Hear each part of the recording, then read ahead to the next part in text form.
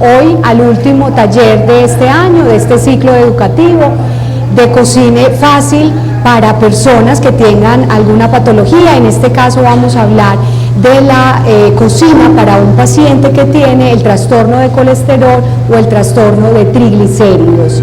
Comúnmente ese trastorno tiene un nombre, que incluso es muy rico que puedan aprender cuál es su nombre científico, se le denomina dislipidemia. ¿Qué quiere decir dislipidemia? Tengo un trastorno de los niveles de colesterol y o triglicéridos. Es bueno también aclarar, hay diferencia entre lo que es colesterol y lo que pueden ser los triglicéridos, porque comúnmente hablamos de ellos y pensamos, ah, sí, son grasas. En realidad debemos dejar muy claro que el colesterol, si bien es una grasa, tiene un comportamiento muy hormonal y es fundamental en el cuerpo. El colesterol forma parte de las membranas celulares, entonces eso quiere decir que todas las células del cuerpo necesitan una dosis de colesterol. ¿Para qué? Para preservarse. El colesterol hace parte también de todo lo que llamaríamos masa cerebral, es decir, en nuestro sistema nervioso debe haber también parte de ese colesterol, o sea que es fundamental para tener también un buen estado de ánimo. Entonces miren que si también me faltan niveles de colesterol, no voy a tener un buen estado de ánimo. De igual manera también el colesterol ayuda a formar hormonas, muy especialmente hormonas sexuales, y también me ayuda a deshacerme de las sales biliares. Esto quiere decir que si el hígado está formando la bilis, ella baja hasta el intestino cuando tenemos que hacer digestión o emulsificación de las grasas, también necesitamos que una vez se utilicen esas sales biliares tengan una forma de salir del cuerpo, porque si no le harían daño al cuerpo, y una forma es a través del colesterol. Entonces miren que sí es importante. El colesterol que nos circula en la sangre procede el 80% del propio hígado. Por eso es que muchas personas dicen, me tomo un vaso de agua y se me transforma en colesterol. Pues lo dicen jocosamente porque hay una relación muy directa con lo genético. Sí es cierto, si papá, mamá o familiares tienen el colesterol alto, pues quizá uno también pueda tener una alta probabilidad de tener ese colesterol alto, pero también saber que como es fisiológico, el cuerpo lo produce. Cuando se eleva es ¿por qué? No necesariamente porque uno coma chorizo, chicharrón, no necesariamente.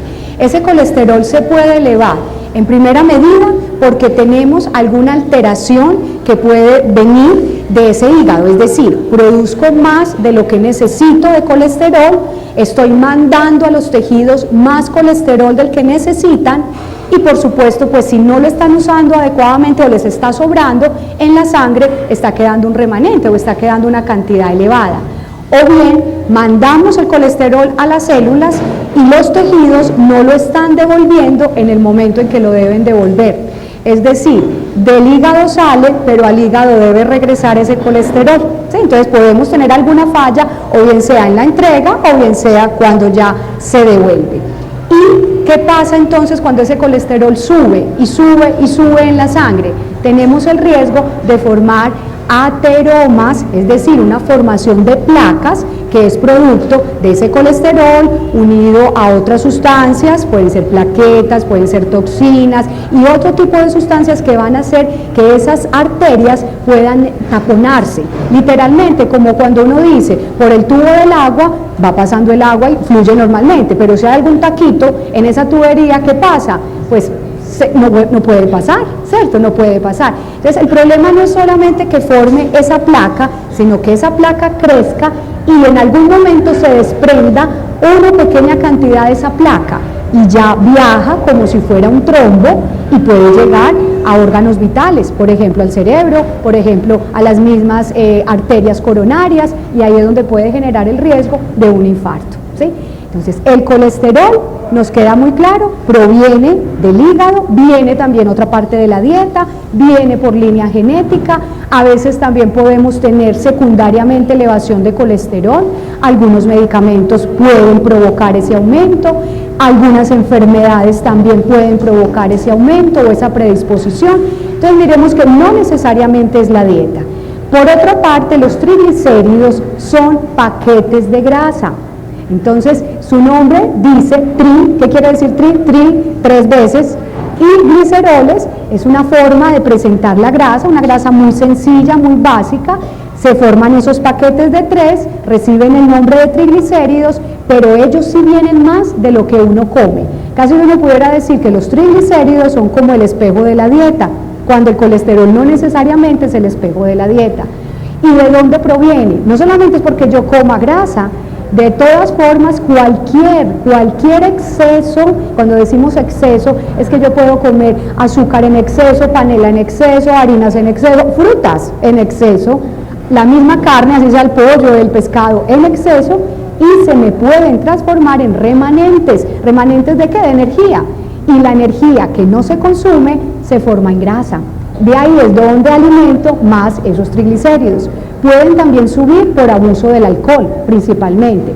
Y el mismo cigarrillo, que además sería común tanto para subir colesterol como también para tener el problema de los triglicéridos, no en el sentido en que la nicotina como tal me suba el colesterol, sino que se vuelve contraproducente porque disminuye los niveles de colesterol bueno. Recordemos que hay dos colesteroles, el LDL malo, LDL, el malo, el de baja densidad, que es un colesterol muy pequeñito y se agrupa y es pesado, por eso es que forman esa placa dentro de las arterias. Y el HDL, que es el colesterol de alta densidad, lo llamamos el bueno, el protector, el que limpia, ¿sí? Casi que diríamos que es como el seguro de vida, o es como el carrito de limpieza que va llevándose parte de ese colesterol malo. Entonces, realmente cuando tenemos el consumo de cigarrillo, ¿qué sucede? Que nos puede incrementar el malo y nos puede bajar el bueno. Y a su vez también puede promover el aumento de los triglicéridos. Entonces miremos que tanto el cigarrillo como el alcohol, el sedentarismo, el no hacer ejercicio, y les decía yo en anteriores talleres que la recomendación mínima es de 3 veces a la semana. Inicialmente decíamos que 30 minutos, ahora los expertos nos dicen que ojalá fuera 1 hora. Un ejercicio simplemente es caminar, terreno planito, no tengo que trotar, no tengo que correr, y eso es válido. Si yo no alcanzo la hora porque no me dan las rodillas, o no me da la cadera, o no me da la columna, puedo fragmentar ese ejercicio y hacerlo en 2 o 3 sesiones al día, así sea de unos 15 minuticos. Por ende no voy a adelgazar, pero sí me va a ayudar a disminuir la producción del colesterol malo y me puede ayudar a subir, aunque sea un poquito, el colesterol bueno, ¿cierto? Entonces miremos pues que no todo es malo frente al colesterol, por su papel en el cuerpo, pero también porque hay un colesterol bueno. Ya respecto a los triglicéridos, no vamos a decir que en ningún momento van a ser buenos, pero que de todas formas son paquetes de energía que en algún momento el cuerpo los tiene que utilizar. Bueno, entonces volviendo a la dieta, si yo consumo grasa saturada, ¿cuál es la grasa saturada?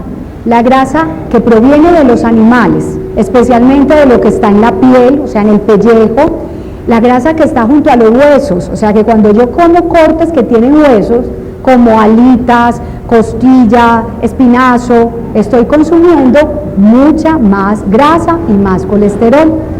También los lácteos, todos los lácteos enteros, o sea la leche que no se ha descremado, el queso que es hecho de leche entera, también tiene grasa y es una grasa saturada. Pero ahí no para la cosa, aunque en los animales predomina esa grasa saturada, también tenemos algunos alimentos de origen vegetal que pueden tener grasa saturada. Lo que pasa es que hasta cierta cantidad es buena. Entonces uno puede decir que el aguacate es grasa, recuerden no es verdura, y hoy vamos a hacer unos deliciosos tacos de aguacate.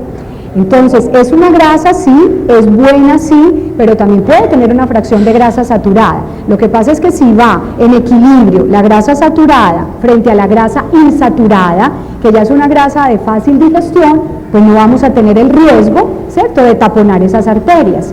Pero de todas formas también tenemos que tener en cuenta que hay alimentos, especialmente los de repostería, panadería, que son hechos con grasas vegetales pero saturadas, porque son hechos de vitina o de mantequillas de, digamos, de repostería, que realmente, aunque sean vegetales, tienen más fracción de grasa saturada. Entonces, a veces podemos tener más elevación del colesterol, no por comer huevo, no por comer chicharrón, sino por comer mucho producto de repostería hojaldrado, como por ejemplo el croissant, los muffins, los pasteles, los palitos de queso, las mismas tortas, que pueden tener incluso más grasa saturada que el mismo huevo. O sea que el huevo no es malo y lo podemos utilizar aun si el colesterol estuviera alto, ¿sí? Porque en el huevo ocurre algo, tenemos más colesterol, sí es cierto, tenemos 10 veces más colesterol que la leche, pero solo el 10% de ese colesterol se absorbe, porque el cuerpo es tan bonito que tiene un sistema de alarma. Entre más colesterol tenga en la dieta, quizá menos pueda absorber, porque si mi cuerpo no lo necesita, tengo manera de deshacerme de él antes de que realmente se absorba o entre pues como tal a la sangre. Entonces hay un sistema de alarma para ese colesterol. Lo que no tenemos es ese sistema de alarma para la grasa saturada. Ahí sí no la tenemos. Entonces puede entrar mucha grasa saturada, sea de origen animal o sea de origen vegetal, como les decía, productos de repostería, y no tenemos manera de frenar esa absorción. Entonces, a la hora del té nos hace más daño este tipo de alimentos que son de repostería o panadería, o la misma leche o el mismo queso que el mismo huevo, con respecto al colesterol, ¿cierto? Entonces, vamos a sacarnos de la cabeza que el colesterol lo produce el huevo, de que solamente es por chicharrón, que solamente es por manteca, que solamente es por el cerdo. También saben y han escuchado que el cerdo es una carne, o por lo menos la parte punta, ¿no? La parte que corresponde al cañón, que corresponde al lomito de cerdo o a la misma pierna de cerdo, son cortes adecuados que puedo utilizar tranquilamente sin temor a que se me suba el colesterol, ¿sí? Entonces es más un mito que una realidad. Y por otra parte, podemos tener entonces la grasa insaturada, que ya decimos la grasa buena, generalmente relacionada con alimentos de origen vegetal, ¿sí? Donde entonces vamos a citar el aguacate, el aceite de oliva, el aceite de girasol, el aceite de canola, también los frutos secos, o sea, las nueces, las almendras, el maní, el ajonjolí, pero tenemos también que hacer una claridad. Si bien es grasa buena, no significa que no tenga calorías, porque el concepto de grasa buena, mucha gente lo confunde con el concepto de que esto no tiene absolutamente ningún tipo de calorías. Falso, ¿cierto? Porque aunque sea grasa, igual tiene calorías. 1 gramo de grasa equivale a 9 calorías. Puede ser del aguacate como puede ser de la leche, pero de igual manera me aporta calorías. Hoy especialmente en los vegetales encontramos una sustancia que se llaman los esteroles. De hecho, su nombre científico es fitoesteroles. Entonces es una grasa buena vegetal que incluso hoy sirve para alimentar a muchas especies. De hecho, hay productos en el mercado que tienen esteroles que nos ayudan ¿a qué? A disminuir o a bloquear la absorción de la grasa de la dieta, de la grasa mala o de ese colesterol que no se debería realmente absorber. Entonces, ya en el mercado ustedes encuentran a partir de bebidas lácteas, de yogures o incluso a partir de galletas y de muchos otros alimentos, esta línea de esteroles que es grasa vegetal buena que el fabricante adiciona al alimento o lo fortifica con ese tipo de grasa. ¿Para qué? Para que el paciente se lo pueda comer, el usuario se lo pueda comer sin temor alguno y que le pueda coayudar. Digo coayudar porque no es que yo me tome simplemente la bebida que tiene esteroles y que me baja el colesterol, sino que me coayuda dentro de un tratamiento para bajar los niveles de colesterol, ¿sí? Entonces son alimentos funcionales, que también hayamos tocado el tema, y funcionales quiere decir que me alimentan, pero que también me pueden ayudar a bajar el colesterol, o que me dan más fibra, entonces me regulan la digestión, o que me regulan los niveles de colesterol, ¿cierto? Entonces la cuestión es que ellos dentro de una dieta coayudan, ¿cierto? Coayudan. Entonces volviendo a las grasas vegetales, ¿se debería cocinar siempre con grasa vegetal? Sí. Que si es más claro el aceite, que si es menos claro, ¿qué tiene que ver?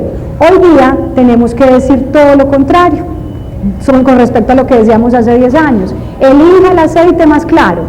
Hoy tenemos que decirles que no elijan el aceite más claro, porque eso significa que está refinado. Y si está refinado, ¿qué significa? Que le quitaron mucha parte de sus nutrientes. Entonces, si viene de oliva, le ha quitado la mayor cantidad de vitamina C, la mayor cantidad de antioxidantes. Si es de girasol, tal vez entonces está tan refinada esa grasa de esa flor que quizá ya no tenga muchas vitaminas. ¿cierto? Entonces ahí es donde tenemos que decir, no solamente voy a seleccionar ese aceite vegetal porque es transparente, que además eso sería utópico, ninguna grasa es transparente, sino más bien porque lean la etiqueta que es 100%, y 100% quiere decir que no sea aceite mezcla, porque a veces no vemos por ninguna parte ese 100%, y vemos que la mezcla puede ser de aceite de algodón, de aceite de palma, de aceite de girasol, pero cuando yo veo que dice 100% girasol o canola, me está queriendo decir que es un aceite bueno, que es un aceite realmente extraído de solo un origen, sea canola, sea oliva o sea girasol, ¿cierto? Ahora, que si el aceite se quema, entonces ¿qué le pasa? Pasa y sucede que sí se convierte en una grasa no tan buena, así sea vegetal. ¿Pero puedo cocinar con aceite de oliva? Perfectamente. ¿Puedo fritar con aceite de oliva? Perfectamente. En el Mediterráneo, especialmente en toda la zona española, zona baja española, todos los alimentos, casi que todos se fritan, ¿sí? La dieta mediterránea tiene esa característica, a pesar de que ellos consumen vino, consumen estas aceitunas, consumen pescado, ellos también fritan, y fritan mucho más que en la región occidental. Y todo lo hacen a base de aceite de oliva. O sea que también es un mito que el aceite de oliva no se pueda fritar, porque sí se puede someter a temperaturas más elevadas. La cuestión es, ¿cuántas veces lo uso? Entonces se dice que cualquier aceite, no solamente el de oliva, cualquier aceite, no debería pasar, ojalá, de más de 2 frituras, para que no generáramos grasas inestables como las famosas llamadas grasas trans. ¿Qué significa trans? Que son inestables, que pueden llegar al cuerpo y pueden incluso ser más contraproducentes que una misma grasa saturada. Entonces, por eso, pues la idea es solo utilizarlo 2 veces. Y si necesito pequeña cantidad, mucho mejor. Utilizar instrumentos o elementos, pues utensilios que sean de teflón, que de igual manera también me ahorran la grasa, ¿sí? Bueno, entonces, ya después de hablar como un poco de lo que es la grasa vegetal, la grasa saturada, de desmitificar algo pues que frente a las grasas siempre nos han dicho, vamos a ver cómo vamos a hacer estos ricos tacos de aguacate. Para la preparación de los tacos tenemos pimentón verde y pimentón rojo. Les recuerdo que el pimentón no es que sea dañino para el colon. Realmente, ¿qué es lo que puede generar más riesgo en el colon de una persona sensible? No es ni siquiera la cáscara, es lo que llamamos la venita. ¿Conocen esa parte blanquita? ¿Sí? Esa es, si yo la dejo o dejo esas pequeñas venitas, eso es lo que me puede generar esa sensación de gases, de pronto a veces hasta de ardor, pero en realidad el pimentón por naturaleza es una muy buena fuente de beta-carotenos, y los beta-carotenos son antioxidantes, son familiares de la vitamina A, o sea que es una vitamina importante para la piel, para los ojos y para las defensas. La diferencia entre el rojo y el verde, su pigmento, básicamente. Los verdes están más relacionados, por ejemplo, con, aparte de betacaroteno, con ácido fólico, por ejemplo, y los rojos están más relacionados con el licopeno, con las antocianinas, que son nombres muy químicos, pero que es bueno que entendamos que los rojos pueden tener un efecto directo con respecto a los verdes. Entonces se dice que todos los, digamos, verduras de color rojo, pues pueden tener un poco más de hierro, un poco más de licopeno, también de igual manera antioxidante, protector de la visión, y que por otra parte también nos ayudan a barrer radicales libres, sustancias nocivas para el cuerpo, ¿sí? Bueno, no hay necesidad de quitar la cáscara, porque el problema no es la cáscara. Es más, si yo tuviera solo la cáscara sería hasta mejor. Otra opción es que tú puedas deshidratarlo un poco, ¿sí? Entonces se coloca sobre la parrilla y se deja secar, ¿sí? Para que incluso quede solamente la cáscara, porque ahí es donde se encuentra la mayor cantidad de nutrientes. En general, en todas las cáscaras, sea de frutas o verduras, es donde yo tengo el mayor aporte de vitaminas antioxidantes, ¿sí? En la parte de adentro es donde tengo las fibras, que son las que ayudan a barrer colesterol, triglicéridos a nivel intestinal, o las que ayudan a regular la glicemia, o sea, los niveles de azúcar. Pero afuera es donde están todas esas vitaminas y minerales. Entonces, para la preparación tendríamos, ¿sí?, 2 pimentones verdes partiditos en juliana, 2 pimentones rojos partidos en juliana. Tenemos la cebolla blanca, cebolla cabezona. Acuérdense que también la pueden cambiar por la cebolla puerro, que también les he insistido desde el primer curso. Es una cebolla muy agradable, además es una cebolla que tiene muchos más nutrientes incluso que la blanca, en el sentido en que como proviene del bulbo y una hoja, digámoslo así, entonces también tiene mucha más cantidad de ácido fólico, que a la vez es protector de las arterias. Tenemos el ajo, también ya habíamos hablado de las ventajas del ajo sobre los niveles de presión arterial, cómo puede coayudar a disminuir la presión arterial. Este ajito pues está finamente picado, es el diente de ajo finamente picado. Tenemos el cilantro, ¿sí?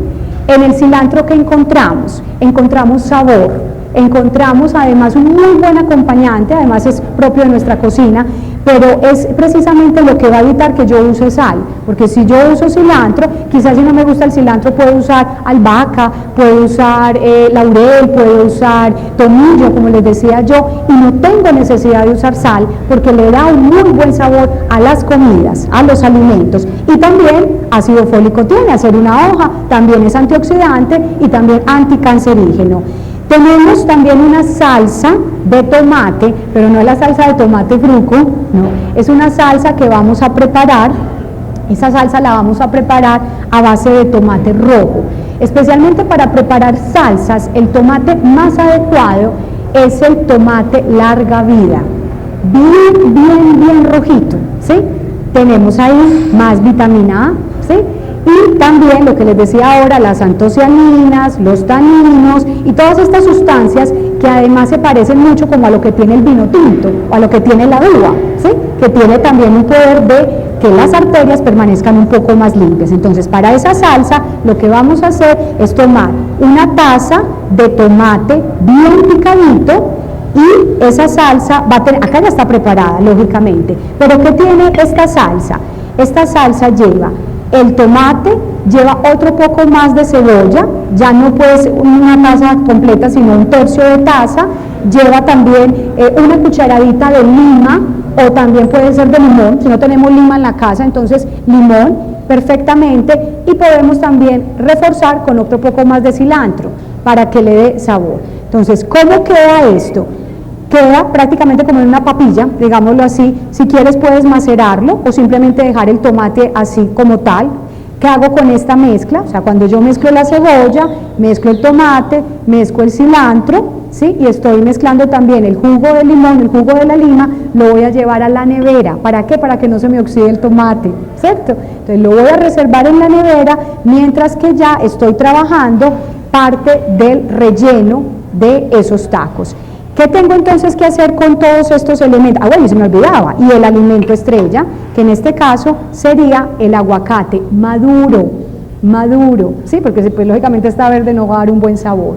Ese aguacate puede ser el Lorena, puede ser, si quieren el Hass, pues lógicamente tendríamos que utilizar mayor cantidad, pero en este caso es un aguacate Lorena, es un aguacate mediano, lo partimos en 12 tajadas, ¿sí? Y lo que podemos hacer es que esas tajaditas, como nos van a quedar finamente partiditas, no hay que apelmazarlas, no hay que hacerle un guacamole, porque la idea es que el aguacatico nos quede como en su forma original, ¿cierto? Entonces ya en el recipiente que vamos a tener, la receta, ustedes la van a leer, dice aceite en spray.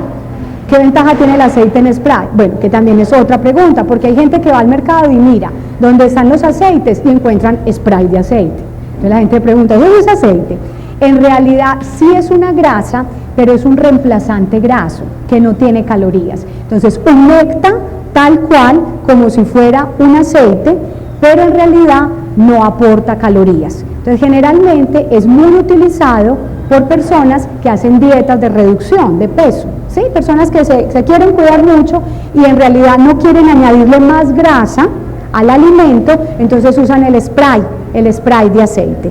Generalmente con un solo puff, porque eso sería, digamos que una sola vez que yo oprima la valvulita, ya me alcanza para poder humectar el recipiente que voy a utilizar, teniendo en cuenta que permitiría saltear no es una fritura profunda, es simplemente un salteado, porque ese spray de aceite no se utiliza para frituras profundas. Ustedes se imaginan unos buñuelos hechos a punta de spray de aceite, no, eso pues nos gastaríamos por lo menos 3 o 4 sprays de esos, pero sí me permite dorar o sellar. Para este caso utilizamos más bien el aceite de oliva, ¿sí? ¿Qué cantidad? Podemos utilizar unas 3, 4 cucharadas soperas de ese aceite de oliva. Cuando también se les dice a los pacientes consuma aceite de oliva, pues todo el mundo se imagina que el aceite de oliva va a ser solo para preparar, pero si yo quiero que esos niveles de HDL, o sea el colesterol bueno, me incrementen, todos los días me acostumbro a la verdura, a la que use, sea el tomate, sea la lechuga, a la que use, a echarle 2 cucharadas soperas, de 2 a 4 cucharadas soperas. ¿Es un buen aporte calórico? Sí, es cierto, pero esa cantidad de 2 a 4 cucharadas soperas, o sea 40 centímetros cúbicos, nos van verdaderamente a ayudar a subir el HDL, porque si yo medio le echo a la vinagreta o yo tan solo le echo una pizquita, pues no estoy realmente haciendo lo efectivo. Si fuera la linaza, que es otra amiguita, digámoslo así, del aceite de oliva, que también le puede ayudar a subir los niveles de colesterol bueno o bajar los niveles de colesterol malo, aunque el aceite de oliva es más rico en omega 3 y la linaza es más rica en omega 6, ¿sí? Puedo también utilizar 2 cucharadas de esa linaza molida, la puedo echar en la mañana a un jugo, simplemente la echo al agua, pero como está molida, lo que yo tengo que hacer no solamente es tomarme la bebida, sino también utilizar el bagazo que queda, ¿cierto? ¿Para qué? Para poder ayudar al cuerpo a barrer mucho más esa grasa. Si uso la avena, que es otra opción, use avena en hojuelas, tendría que utilizar 3 cucharadas soperas de avena en hojuelas para llegar a la cantidad de fibra esperada que me ayude a barrer. Lo que pasa es que hay que contarla como una harina. Cuando yo me consumo 3 cucharadas de avena en hojuelas, es equivalente a una arepa o es equivalente a un pan. Y regresándonos a la linaza, cada cucharada de linaza molida es equivalente a una cucharada de aceite. Entonces de igual manera hay que contarla. Por eso les decía, aunque sean grasas buenas, hay que cuantificarlas en la dieta, porque si no las cuantifico, claro, voy a tener calorías extra que de todas formas van a hacer que yo incremente peso. Entonces lo que vamos a hacer con este aceite de oliva, o si no tienen de oliva, como les digo, puede ser de canola, puede ser de girasol, el que ustedes realmente puedan tener en la casa. Entonces lo que vamos a hacer es dorar, ¿sí? Dorar los pimentones, ¿sí? Y también la misma cebolla, ¿cierto? Vamos a hacerle pues como un pequeño selladito. Al sellar también las verduras que estamos haciendo, estamos también conservando todos sus nutrientes acuosos, o sea, los nutrientes que también dependen del agua para mantenerse íntegros, ¿cierto? Entonces eso es lo que vamos a hacer. Es simplemente sellarlos, ¿sí? O dorarlos, que queden crocantes. Saben que el término de la cebolla para que realmente quede adecuado es que pueda quedar como medio transparente, ¿cierto? Hasta ese punto la puede llevar uno, lógicamente va a encogerse, va a disminuir su tamaño, pero como les digo, en el sellado de todas formas hay parte digamos, de conservación de esos nutrientes hidrosolubles, ¿cierto? Porque no le estamos sometiendo pues a frituras muy prolongadas. Bueno, entonces la idea es, ya sellando esto, vamos a tener, de igual manera también puedo utilizar entonces el ajo, ¿sí? Esto lo que le daría sería básicamente sabor, ese ajo macerado, y dejamos que aromatice para que quede pues muy agradable. El cilantro, ¿para qué lo vamos a usar? Es simplemente para decorar o en el momento ya de usar el aguacate. También puedo en la misma parte interna de los tacos utilizar ese cilantro para terminar el relleno y por fuera esparcir un poco más de ese cilantro. Bueno, ¿y los tacos con qué se hacen? Yo puedo utilizar tortillas, pues hay personas que las hacen en casa. Ahora, estas no son tortillas de huevo, estas son tortillas de maíz o de harina de trigo. En el mercado hay muchas, uno encuentra desde la línea Bimbo, Taco Nacho, Crosby, una cantidad digamos, de presentaciones, las tortillas en realidad son fieles acompañantes, casi que diríamos, esto puede ser como una arepita, ¿cierto? Son bajas en grasa, ellas en realidad no son hechas pues de una porción de grasa muy elevada, hay unas que son integrales, de hecho las puede utilizar integrales, y son versátiles porque pues permiten utilizarse no solamente con verduras, rellenas de carne, de pollo, de atún, se pueden rellenar de frutas, ¿sí? Se pueden comer frías o se pueden comer calientes, entonces en este caso emplearíamos pues esa tortilla. Se supone que si yo he partido 12 tajadas de aguacate es porque a cada tortilla yo le voy a poner el aguacate completico, esa tajadita de aguacate completico, y voy a envolver. Esas tortillas ya vienen cocidas, o sea que lo único que yo tengo que hacer es calentar en el horno, o si no tengo horno pues caliento en una parrilla, simplemente quedarán más tostaditas, pero también lo puedo hacer. Sí, entonces la idea, como les digo, es dejar reducir un poquito más la cebolla y el pimentón, para ya luego hacer ese relleno.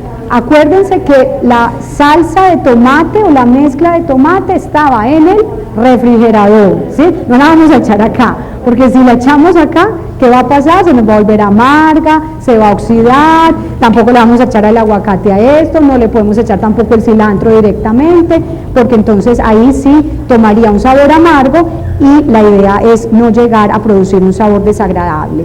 O sea que realmente acá lo que necesitamos es básicamente reducir aquellos compuestos más aromáticos y pues a la vez también que sean más digestivos. Acuérdense que el sellado también genera un poco de más digestión, ¿cierto? Al quedar un poquito más crocante o más crujiente. Recuerden que pueden ir preguntando si tienen alguna otra duda sobre todo lo que tiene que ver con los niveles de colesterol. Les decía yo también cuando hicimos la ensalada de atún que otro de las grasas buenas para elevar el colesterol HDL eran los pescados de aguas profundas, como por ejemplo el salmón, exactamente, la sardina. Lo que pasa es que a nosotros nos llegan las sardinas en lata, pero de hecho existe la sardina pues como tal, también podríamos decir que el arenque, ¿sí? Y de igual manera el atún.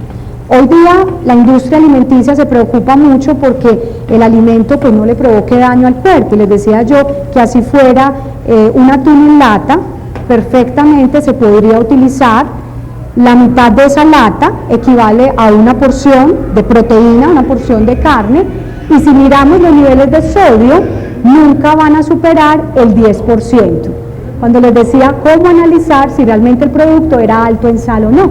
Entonces voy identificando que no es que me vaya a llenar de sal, ¿cierto? Porque en realidad esa porción de atún, esa media latica, me haría solo 8% de sodio.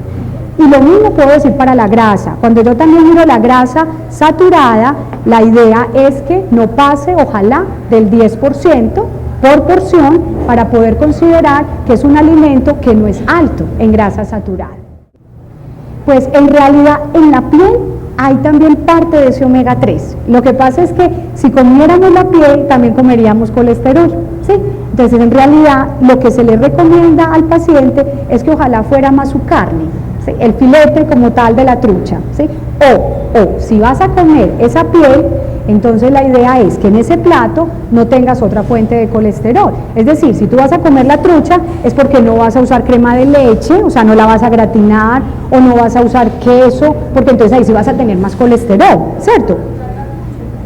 Sí, por eso, o sea, podrías comerte la piel siempre y cuando en ese plato, como te digo, no haya otra fuente de colesterol, es decir, no haya más queso, no haya más crema de leche, ¿sí? Bueno.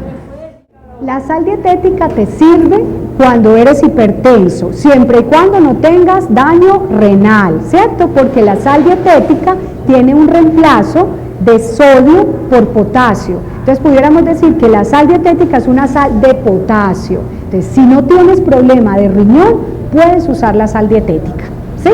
Si no hay afectación del riñón. ¿Listo? No necesariamente. La cuestión es que ¿cuándo uso la sal? ¿En qué momento? Siempre cuando el alimento está crudo.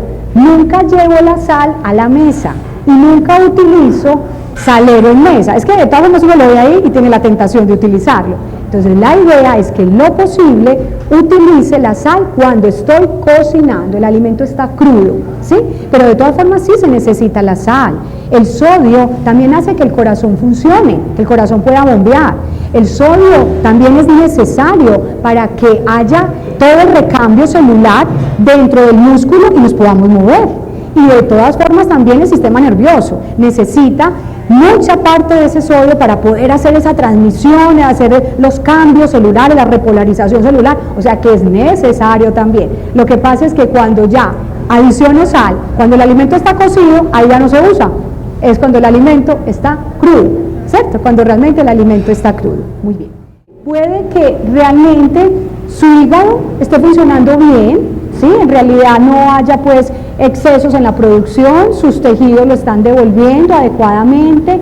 También es posible que sea un obeso sano, porque toda su vida ha sido obeso, pero come bien, ¿sí? Entonces, una cosa es que yo baje peso porque tenga que bajarlo, y otra cosa es que porque pues el peso me está afectando la salud, pero puede que yo no baje peso, pero mis hábitos de alimentación son adecuados. Y si yo he tenido obesidad de larga data, o sea, he sido obeso crónicamente, pues muy seguramente es muy difícil bajar peso. Entonces, ¿qué se le propone al paciente? Así no bajes de peso, por lo menos tus niveles de colesterol, de azúcar, tu presión arterial es buena.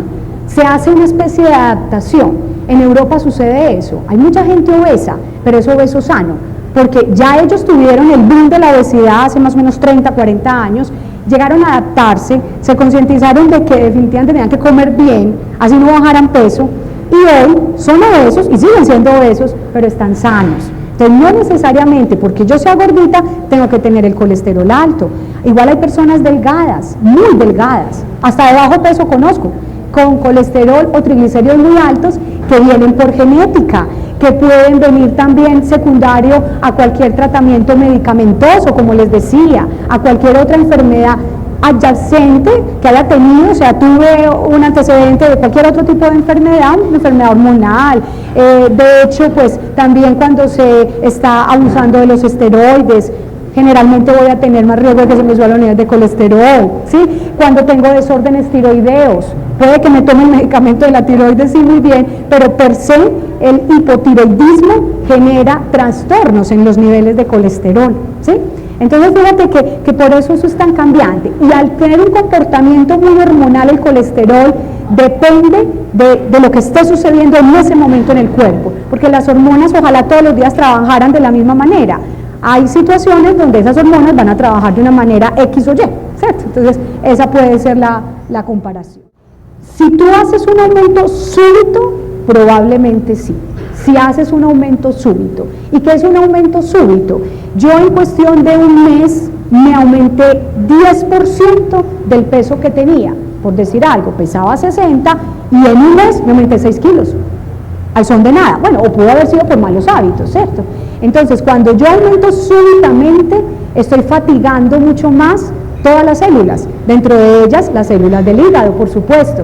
Y entonces también estoy desafiando al páncreas para que produzca más sustancias para desdoblar toda esa grasa que he acumulado, porque es que uno aumenta músculo, pues generalmente uno aumenta grasa, a no ser de que sea un psicoculturista. Entonces estás fatigando tanto al hígado, que es el que procesa el colesterol, como al páncreas, que es el que libera la lipasa, o sea, la sustancia para desdoblar las grasas. Y si los estás fatigando, va a llegar un momento en que dicen, es que yo no puedo con tanto peso. Usted se aumentó de un momento a otro, pero yo no estaba preparado para esa cantidad de peso. Entonces ahí es donde empiezan los tejidos a mandar lo que no necesitan, y el colesterol a subir.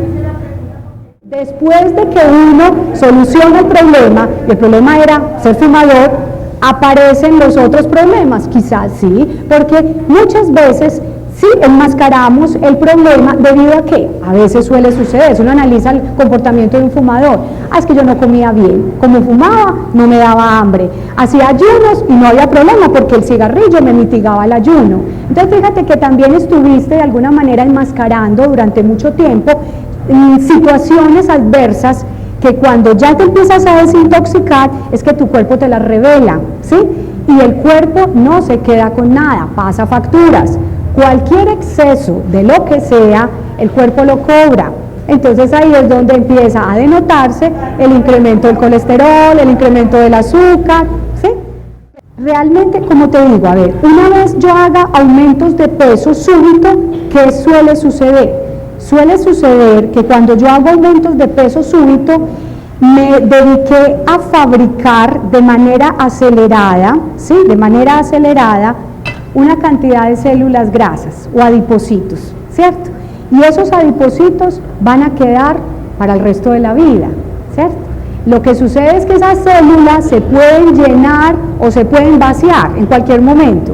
¿Qué quiere decir? Cuando yo adelgazo, les quito tamaño, pero ahí están, ¿sí? Cuando vuelvo a engordar, les vuelvo a poner forma, ¿cierto? Pero ahí están. Entonces, la situación es evitar llegar a esos aumentos súbitos de peso, porque ahí es cuando ya empiezo a tener fatiga, ¿sí? Estoy haciendo fatiga celular, fatiga del páncreas, fatiga del hígado, fatiga de estas mismas células, ¿cierto? Entonces es complicado, quizás cuando se ha hecho de manera súbita puede ser complicado bajar, pero no es imposible, créanme que no es imposible. Ayer nada menos leía un artículo que decía que así yo tuviera obesidad en la mediana edad, ¿y qué es la mediana edad? Después de los 35, 40, yo puedo perfectamente bajar peso, ¿sí? Y que nunca se es tarde para adelgazar, y que sería incluso hasta más adecuado haber tenido, digamos, ese sobrepeso a más temprana edad que ya desarrollarlo al final de la vida, aunque es normal que uno vaya aumentando peso, ¿sí? Pero siempre se puede adelgazar. Lo que pasa es que uno tiene que ser realista. ¿En qué sentido? Realista en el sentido en que yo voy a tener una expectativa muy distinta ahora. Yo no puedo decir que a los 45 50 voy a rebajar lo mismo que hubiera rebajado a los 20, ¿cierto? Pero lo puedo lograr. Bueno, entonces, ¿qué estamos haciendo acá? Sobre la tortilla colocamos la tajada de aguacate, el relleno, ¿sí?, del pimentón con la cebolla, y ya lo que hacemos es que podemos echarle parte de la salsa que estaba en la nevera. Háganse de cuenta, esto puede quedar, ustedes no sé si han hecho ceviche, y uno puede hacer ceviche utilizando el tomate, el cilantro, la cebolla y el jugo de limón. Entonces, más o menos el sabor de esto nos va a quedar algo así como un poquito a lo que llamaría un ceviche. Ceviche no es porque le eche camarones, no, sino ceviche es porque tiene un sabor un poquito como entre picante y acidito. El picante me lo puede dar la cebolla, el pimentón, ¿sí?, por supuesto el ajo, y el acidito, acuérdense, el jugo de limón, exactamente. Entonces, ¿ya qué hago? Puedo hacer simplemente un dobladito, ¿sí? Y ya lo que puedo hacer es que puedo decorar con cilantro. Esto puede ser en una dieta, ¿qué? Una forma de comer verduras, ¿sí? Las personas que dicen, no, yo no quiero comer siempre la misma ensalada, esta es una forma deliciosa de comer verduras. O sea, que ¿qué le haría falta? La proteína, ¿sí? ¿Qué podría entonces colocar acá al lado? Pechuguita, podría colocar rodajas de huevo cocido, podría colocar un poco si quieren, de atún, podría colocar cañón de cerdo. No necesitaría utilizar harina, no, porque ya tienes la tortilla que te da el aporte energético, le echaste aceite, miren que queda de todas formas bien humectadito, ¿sí? Tienes la verdura de la salsa de tomate del relleno, del pimentón, no te hace falta nada más. Entonces da la proteína, o la pones por el huevo, o la pones por el pollo, o simplemente, ¿quieres queso? Entonces puedes rallar un poco de queso, le decíamos, puede ser el requesón, puedes colocar mozzarella, ¿sí? Acuérdense, también les decía de los buenos mozzarella, y no porque esté Colanta acá, porque Colanta nos está acompañando, pero de los buenos quesos, los quesos de Colanta también, especialmente el mozzarella, que es un queso semigraso y podría utilizarse perfectamente. 2 cucharadas soperas, que puedo incluso cernirlo sin tener que gratinarlo, queda delicioso, y ahí tengo también proteína. O uso el ricota también, que también lo saca Colanta. Entonces 2 cucharadas, y podría ser incluso el mismo rellenito utilizando el ricota, queda delicioso. Generalmente, cuando una persona va a comenzar a tratar sus niveles de colesterol alto, también debe ser precavido con los altos consumos de azúcar. pero más cuando tienes triglicéridos altos. O sea, cuando tienes los triglicéridos altos, casi que por norma, sobre todo altos, altos es ¿cuánto? Mayores a 300, ¿sí? Porque normalmente hoy se aceptan hasta 200, pero cuando ya están mayores a 300 miligramos por decilitro, entonces sí tendríamos que decirle al paciente, no solamente es controlar la grasa saturada o animal o la grasa de la pastelería, sino también los azúcares. Entonces ya no vas a tomar agua panela, ya no vas a endulzar con azúcar blanca ni morena, ¿sí? Y miel tampoco, porque entonces también vas a elevar los niveles de triglicéridos. Les decía ahora también, los excesos de fructuosa pueden también elevarme los niveles de triglicéridos. Y hay personitas que son felices comiendo frutas y dicen, yo me como 8 frutas, 9 frutas, ¿ve? ¿Por qué tengo los triglicéridos altos si eso es fibra? Porque de igual manera estás consumiendo fructuosa, estás consumiendo azúcares de fruta que se convierten en un exceso. Es que ya 9 frutas son muchas. Les decía el 5 al día. ¿Qué es el 5 al día? 3 porciones de fruta y 2 porciones de verdura. Entonces yo no tengo que comer como un pajarito fruta todo el día, porque también el cuerpo necesita de la proteína, necesita de la harina, el cuerpo necesita de todo un poco, ni mucho de aquello, ni poco de lo otro, ¿sí?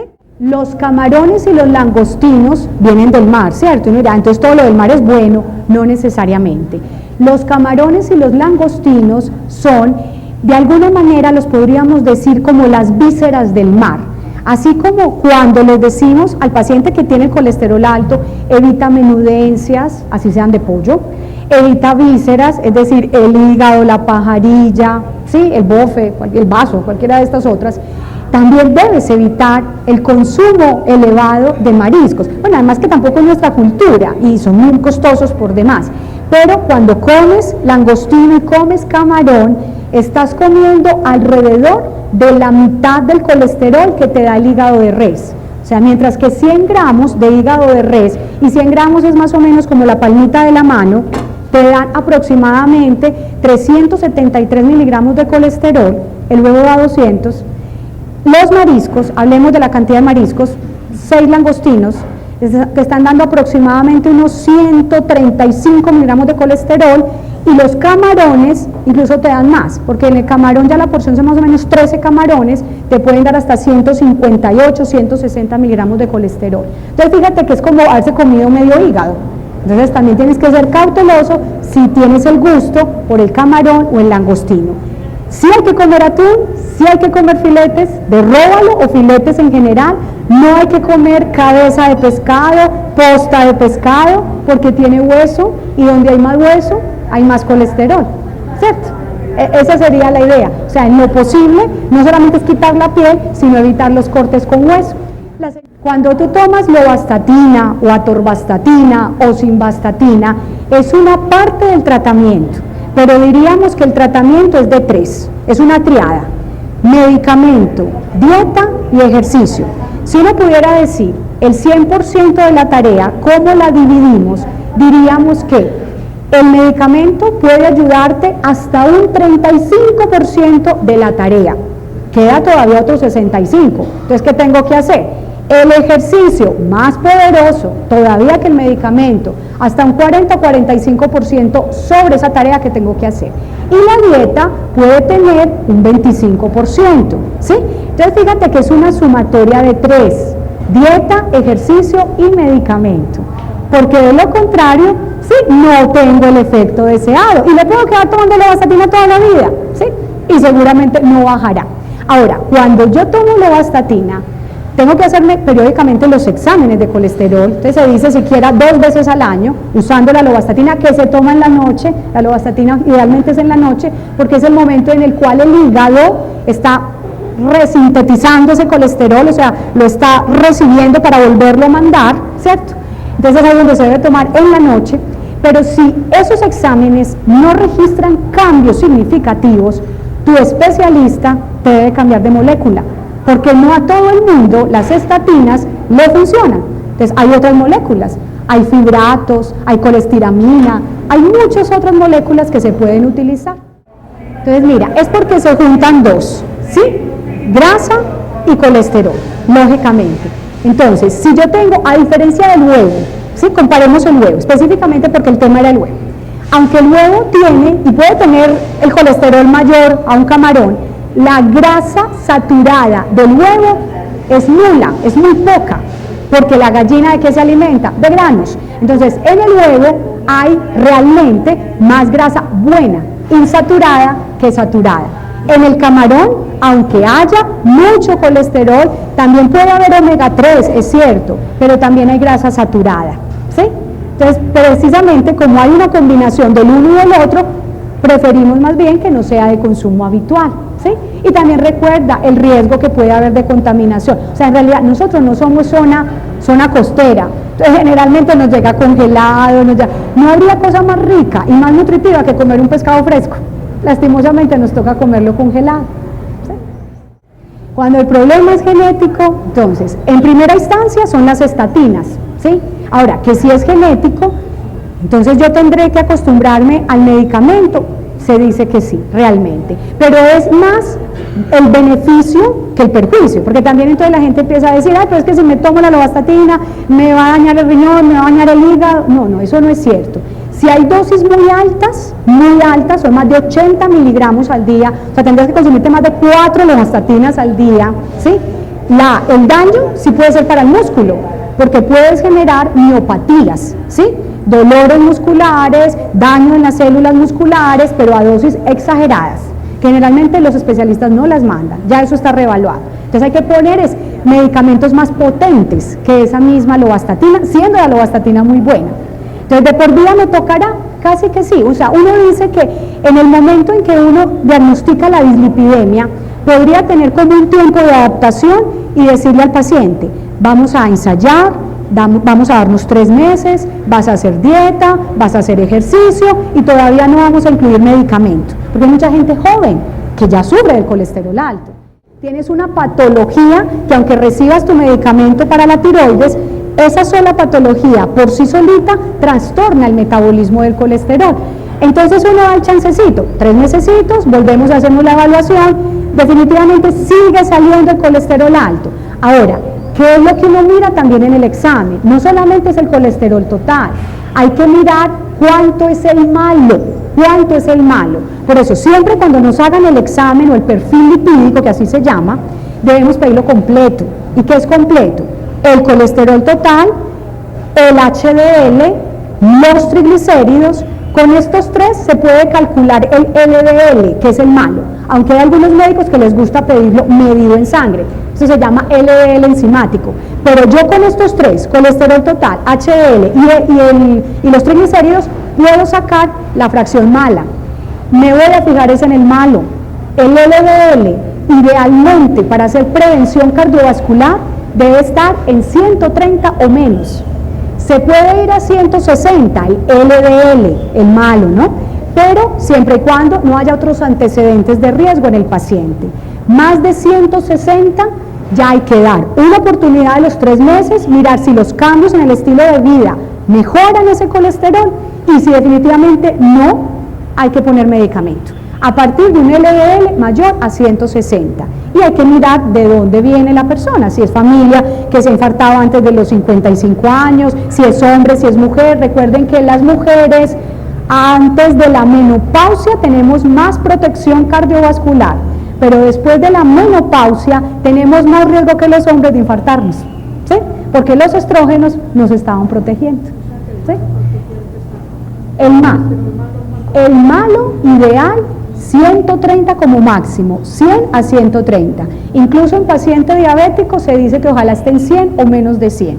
En paciente que ya se haya infartado, ideal 70. Pero es que el paciente infartado sí hay que ponerle medicamento de por vida. A ese sí hay que colocarle medicamento.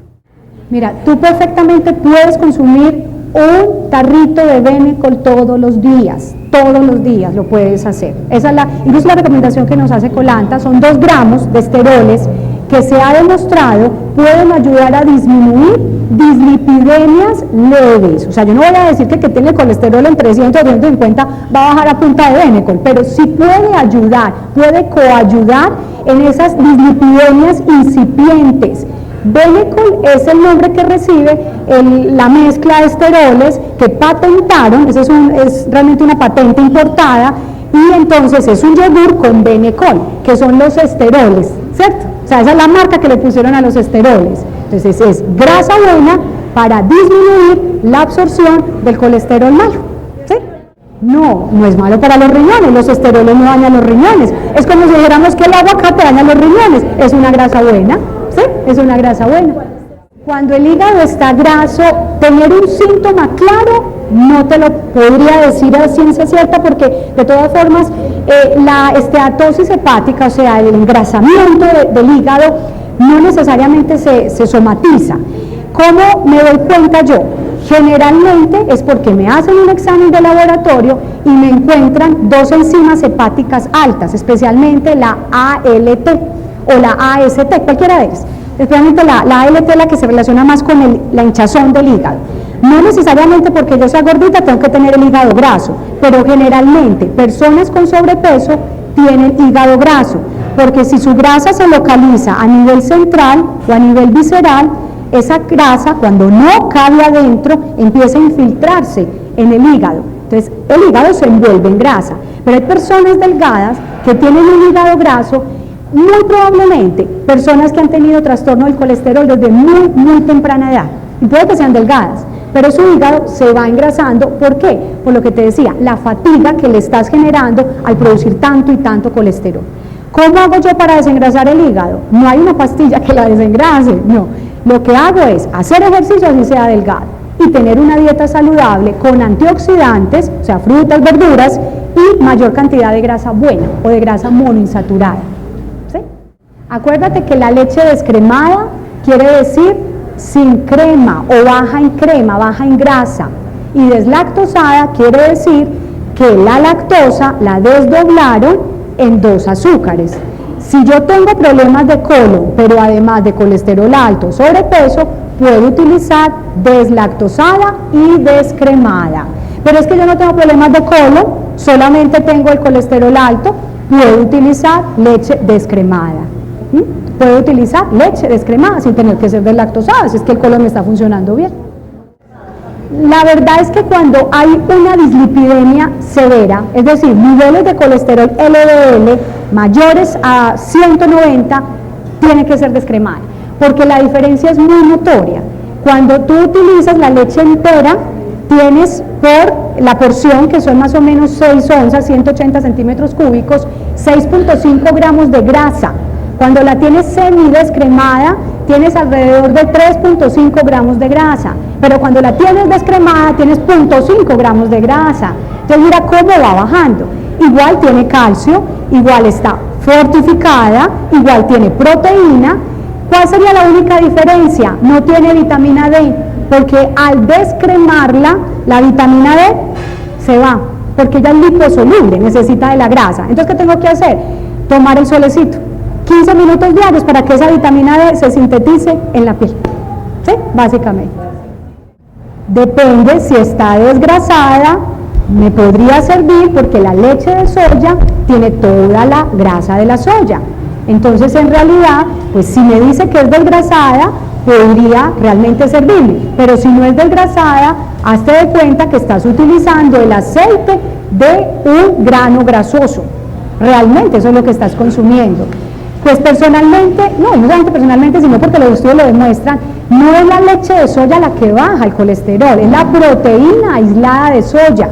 Pero en las leches de soya no hay tanta cantidad de proteína aislada de soya. O sea, tienen que hacer una depuración en el laboratorio para extraer la proteína pura de la soya, pero no es la leche, ¿cierto? No es la leche en realidad. Entonces, si la vas a tomar, tómala desgrasada, leche de soya desgrasada, porque si no, tendría más calorías incluso que la leche entera de vaca y tendría más grasa que la leche entera de vaca.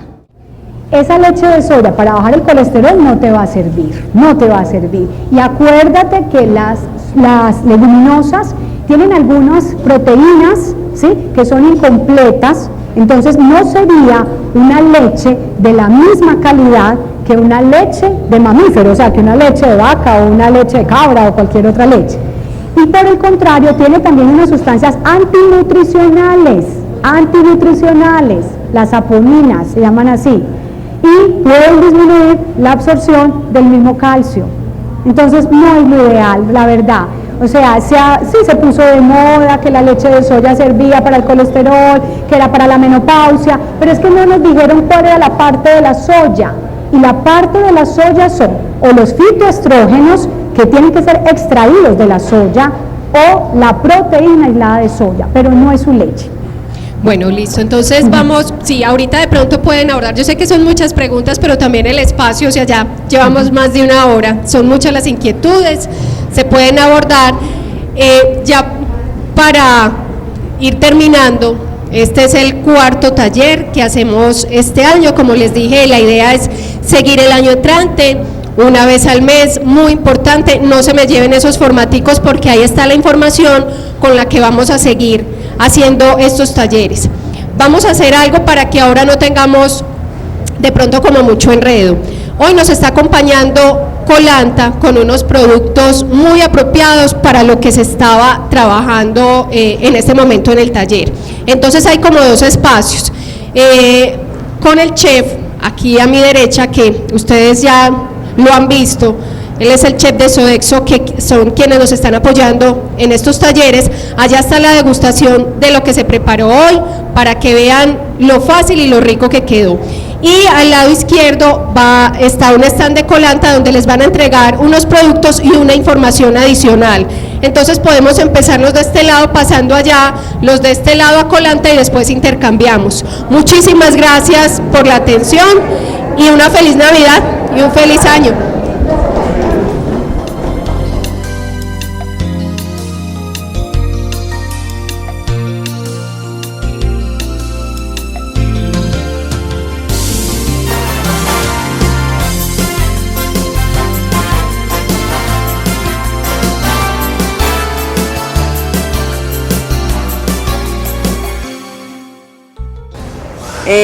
He venido casi a todos los programas, me parecen espectaculares.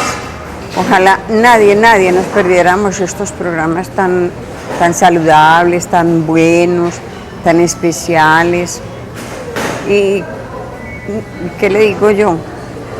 Esto es para prevenir muchas enfermedades. Me parece muy sabroso, muy delicioso y muy queridos todos los que nos hacen llegar a este programa y que nos hacen llegar acá, porque es de mucha conveniencia para nosotros, los pacientes de diabetes, hipertensos. De verdad que estamos, por lo menos mi persona, pues yo estoy muy agradecida con todo el personal de ustedes. Dios les pague, esperemos que sigamos siendo igual. Pues vamos a ver cómo nos irá en este año, ¿no? Queriendo Dios que bien.